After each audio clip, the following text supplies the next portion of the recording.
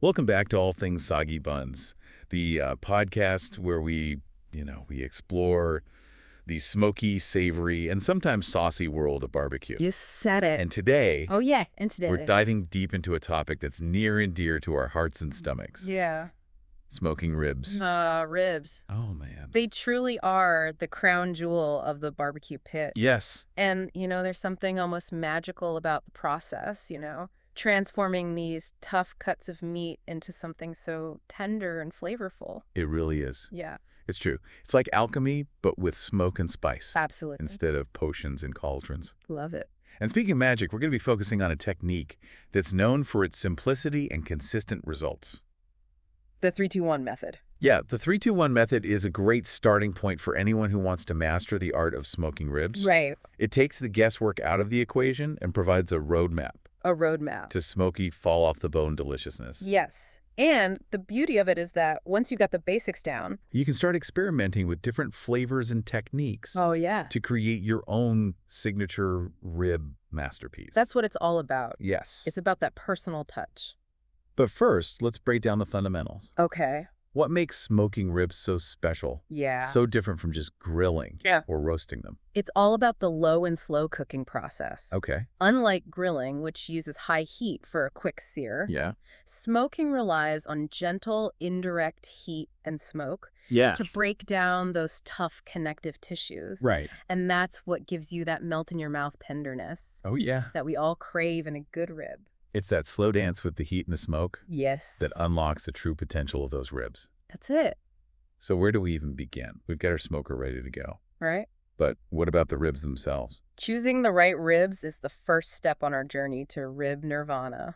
You've got a couple of great options here, and it really comes down to personal preference. Mm-hmm. St. Louis-style spare ribs Okay. or baby back ribs. Oh, yeah. St. Louis ribs are meatier Okay. and have a higher fat content, Mm-hmm. which translates to more flavor and tenderness. So if you're all about maximizing that flavor You've got it. and tenderness, St. Louis ribs might be your go-to. Yes. But what about those baby backs? Oh, yeah. Baby backs are leaner and have a more uniform shape, making them easier to handle Okay. and a bit quicker to cook. Right.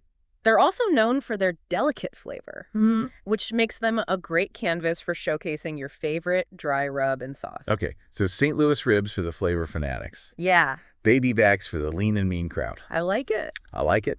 Now, once we've selected our ribs, what's the next step? Prepping those ribs for the smoker is crucial. Okay. This is where you lay the foundation for smoky perfection. Right. And trust me, a little bit of prep work goes a long way. Our source mentions trimming excess fat and removing the membrane from the back of the ribs. Yeah. Now, why is that so important? Right. I mean, fat equals flavor, right? Well, yes and no. Okay.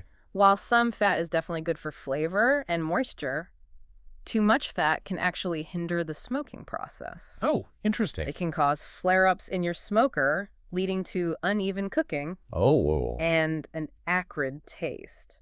Gotcha. So we're aiming for a happy medium when it comes to fat. That's right. And what about that membrane? What's the deal with that? That membrane, that tough silvery skin on the back of the ribs, is like a barrier Okay. that prevents your dry rub and smoke from penetrating the meat. Okay. Removing it allows those flavors to really get in there and work their magic. It's like opening the door for a flavor party. Exactly. Now let's talk about dry rubs. Okay. They're like the spice superheroes of the barbecue world, transforming ordinary ribs into flavor powerhouses. I love that analogy. The dry rub is your flavor foundation. It is. It creates a beautiful crust on the ribs and adds layers of complexity to the final product. Yeah. You can go with a classic combination of brown sugar, paprika, Okay. garlic powder, onion powder, salt, and pepper, or you can get creative and add your own signature twist. That's what I love about dry rubs. Oh, They're so customizable. absolutely. You can adjust the sweetness, the heat, the smokiness Exactly. to create a flavor profile that's uniquely yours. That's the beauty of it. Now, before we jump into the 3-2-1 method itself, I have to give a shout out to our listeners in Maryland. Okay. If you're craving some seriously good ribs and you don't want to mess with the whole smoking thing, you know where to go. You know it. Soggy Buns. Soggy buns. We're serving up all those barbecue favorites Yes. right here in Maryland. That's right. You can find us cruising around in our food truck Yep. or check out our catering options online at soggybuns.com. That's buns with a Z. Buns with a Z. But now, let's get back to the 3-2-1 method. All right. We've prepped our ribs. They're coated in a delicious dry rub. Okay. And the smoker is begging to be fired up. It's ready. Where do we go from here? Now is where the real fun begins. The 3-2-1 method, as the name suggests, involves 3 distinct stages. 3 hours of initial smoking, followed by 2 hours of wrapping, and then a final hour of glazing and cooking. Each stage plays a crucial role in developing those layers of smoky, tender, and saucy goodness that make ribs so irresistible. All right, let's break down each stage. First up, those initial 3 hours of smoking. What's the goal here? Think of this as the foundation of your rib masterpiece. We're cooking low and slow, aiming for a temperature around 225 degrees Fahrenheit. The goal is to allow the smoke to penetrate the meat slowly and evenly, infusing it with that distinct smoky aroma and flavor. You're essentially creating a flavor base that will build upon as we move through the next stages. So it's all about patience and letting that smoke work its magic. Our source mentions placing the ribs bone side down during this stage. Is there a particular reason for that? Yes, there are actually a couple of reasons for that. Placing the ribs bone side down helps protect the meatier side from the direct heat of the smoker.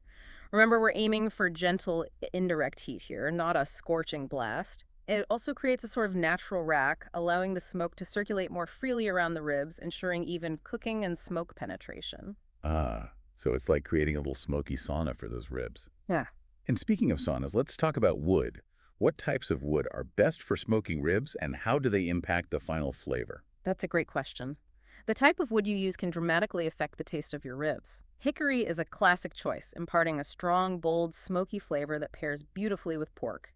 If you're looking for something a bit milder, fruitwoods like apple or cherry, add a subtle sweetness that complements the natural flavors of the meat. And then you've got mesquite, which burns hot and imparts a more intense, almost earthy flavor. It sounds like there's a whole world of wood-fired flavor exploration out there. So we've got our ribs smoking away, bone side down, basking in that hickory-scented sauna.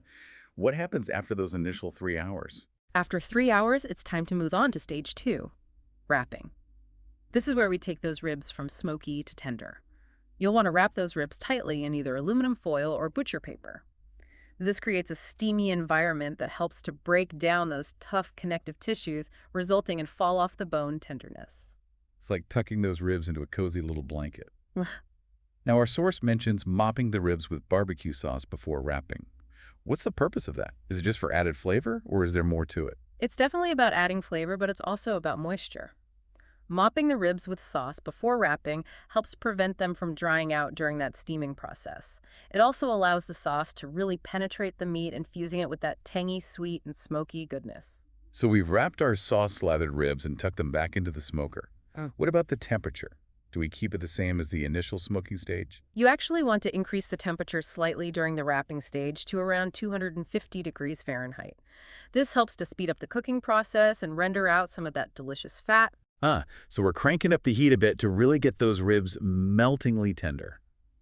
And how long do we let them steam away in their little foil cocoons? 2 hours is the magic number. After 2 hours of wrapping, it's time for the grand finale, the final glazing and cooking stage. This is where we take those ribs from tender to tantalizing, right? Exactly. We're going to unwrap those ribs, crank up the heat one last time to around 275 degrees Fahrenheit, and slather them with our favorite barbecue sauce. This is where you create that beautiful, sticky, caramelized glaze that makes ribs so irresistible. I'm getting hungry just picturing it. But before we dive into the glazing process, I have to mention something that's been bugging me. Our source mentions something called a smoke ring, but it doesn't really explain what that is. Can you shed some light on this mysterious smoky phenomenon? Of course. The smoke ring is that beautiful pink ring you see just beneath the surface of the meat.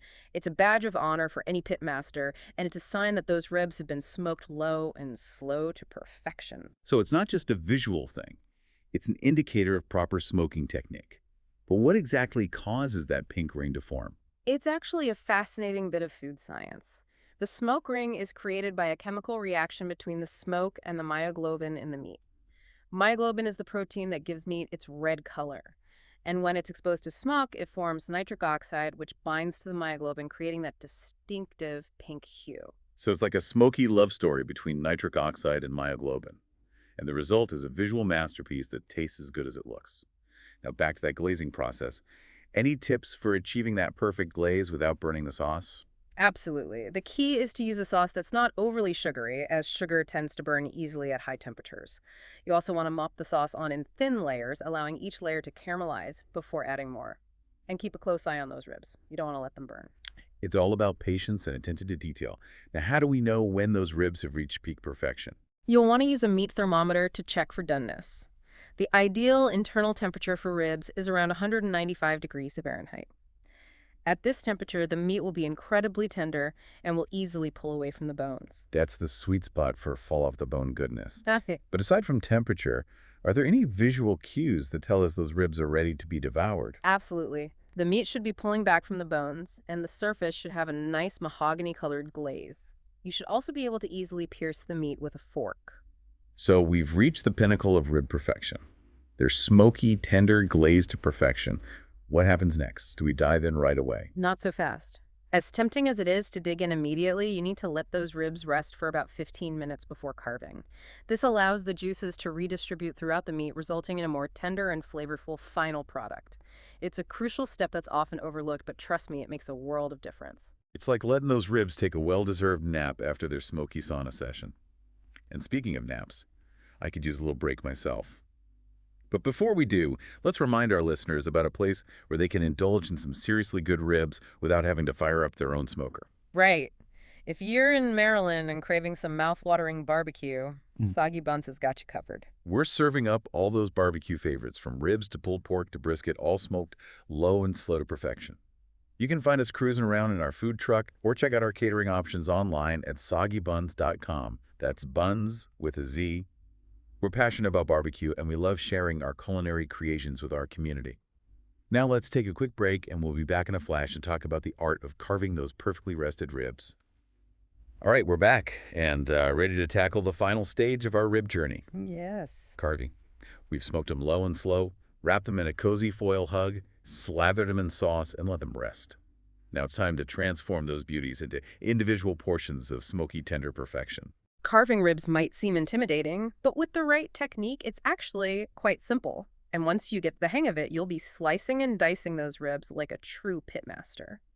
Our source mentions using a sharp knife or a pair of kitchen shears for this step. Any preference there? Both tools have their pros and cons. A sharp knife gives you those nice clean slices, while kitchen shears provide more leverage for cutting through the bones. Personally, I prefer to use a combination of both. I start with the shears to separate the ribs, and then I switch to a knife for those final precise cuts. So it's all about finding what works best for you. Now walk us through the actual carving process. Where do we begin? First, you want to identify the bone structure. Feel along the ribs to locate those bones, and then make your cuts between them following the natural separation. You want to cut through the meat all the way to the bone, but avoid cutting through the bone itself. Nobody wants a mouthful of bone. It's like a culinary puzzle, figuring out the best way to divide those ribs into individual portions of smoky goodness. Now, once we've carved those ribs, how do we present them? Should we just pile them on a plate, or is there a more elegant approach? Presentation is key. You've put a lot of love and effort into smoking those ribs, so why not showcase them in a way that reflects that? Instead of just piling them on a plate, consider serving them on a rustic wooden platter or a stylish serving tray. A little bit of visual flair goes a long way in elevating the dining experience. I love that idea. It's all about creating a feast for the eyes as well as the stomach. Now, no rib feast is complete without some delicious sides to round out the meal. What are some of your go-to sides for ribs? Oh, there are so many delicious options, but some classic sides that never disappoint include coleslaw, baked beans, cornbread, and potato salad. You can also get creative with seasonal sides like grilled corn on the cob, roasted vegetables, or a fresh summer salad. And of course, no barbecue feast is complete without a selection of sauces. Sauces are a must. But with so many varieties out there, it can be overwhelming to choose. Any recommendations? You can stick with the classic barbecue sauce you use for mopping and glazing, or offer a variety of flavors. From tangy vinegar-based sauces to sweet and smoky tomato-based sauces, there's a sauce out there for every taste bud. And speaking of taste buds, I think it's time for another shameless plug for our amazing listeners in Maryland. Absolutely. If you're craving some seriously good ribs and sides, and you don't want to mess with the whole smoking thing, Soggy Buns is here to satisfy your barbecue desires. That's right. We're serving up all those barbecue favorites, from ribs to pulled pork to brisket, all smoked low and slow to perfection.